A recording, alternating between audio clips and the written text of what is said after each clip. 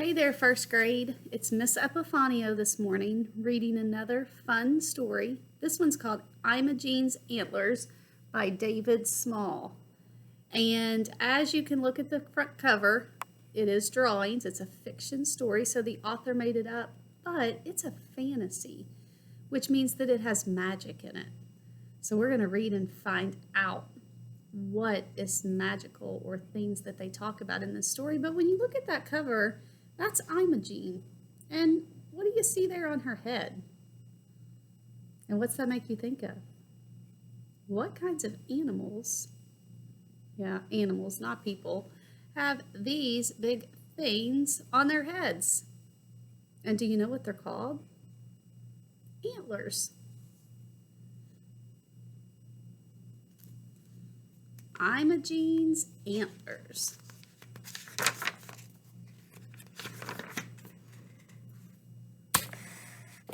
On Thursday, when Imogene woke up, she found she had grown antlers. Now look at Imogene in that picture. What might she be thinking right there? Could we really grow antlers out of our head?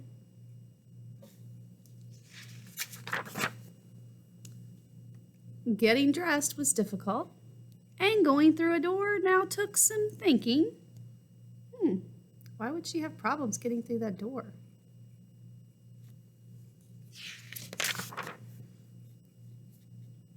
Imogene started down for breakfast.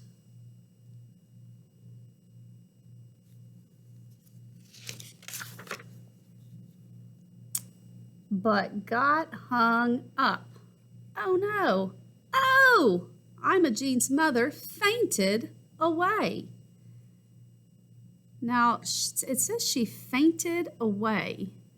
What do you think that means, fainted away? Look over here at the picture of her mom. How do you think she feels when she sees those antlers? And what do you think is happening when you say fainted?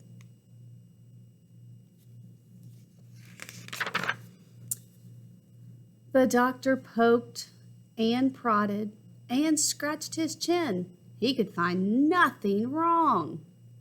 The school principal glared at Imogene, but had no advice to offer. The principal seems angry. Her brother Norman consulted the encyclopedia and then announced that Imogene had turned into a rare form of miniature elk. Now, think about that word, encyclopedia. That might be something different maybe you've not heard. Because a lot of times now, when we try to find information, we look it up on the computer. But Imogene had encyclopedias that were full of information, so you would find that word or thing that you were looking for to get information about it. Imogene's mother fainted again and was carried upstairs to bed. That might help you a little more with what does fainted mean.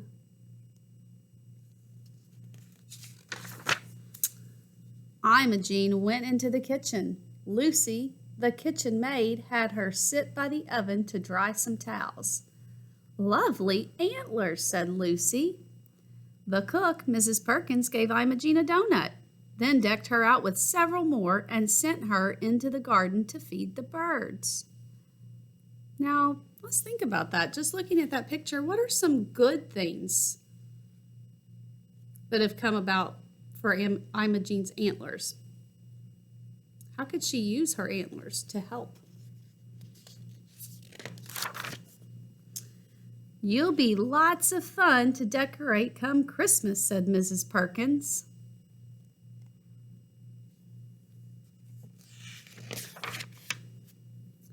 Later, Imogene wandered upstairs. She found the whole family in Mother's bedroom. "Donuts, anyone?" she asked. Her mother said, "Imogene, we have decided there is only one thing to do. We must hide your antlers under a hat." Norman telephoned the milliner.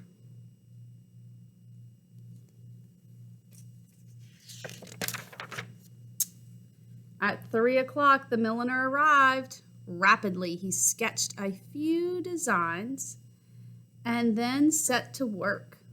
"Viola," said the milliner. "Bravo! Bravissimo!" cried his assistants. Thud. Imogene's mother had to be carried away once more. So what's happened to her mom? We see her right here. And just looking at all these pictures, and they called him a milliner. What do you think that milliner's job is? Looking at those pictures.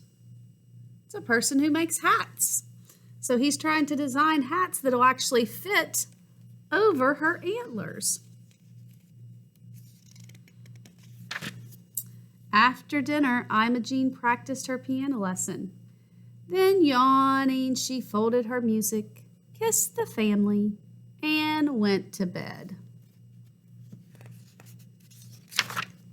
Imogene sighed, remembering the long, eventful day.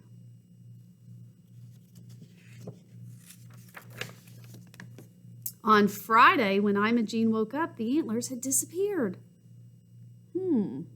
So do you think that Imogene is back to normal now? Why would you think that? When she came down to breakfast, the family was overjoyed to see her back to normal. Until she came into the room. Now let's look at her in this picture. And what kind of an animal does she look like now? Do you know what that's called? Those pretty feathers that spread out? A peacock. Now, what do you think is funny about that? Or what kinds of things might she be really special or good at because she has now these peacock feathers? So did she really turn back to normal? Because now she's a totally different, or has a different animal part, right? Now, thinking about the author of this story, well, I wonder why he wrote this. What kinds of things is he wanting us to learn about or think about in this story? When Imogene had these antlers, and then she had the peacock feathers, did it ever seem to bother her? I mean, she looks kind of happy. And you know what? It's okay to be different. Not everyone's the same, and you have to make the best of the situation. So she found her hat to fit over her antlers. She found all those wow, nice, useful ways to use those. So now she would have to think about, ooh, I can be beautiful with those peacock feathers, but is there anything else that maybe would make me special or useful? I hope you enjoyed another fun story, Imogene's Antlers.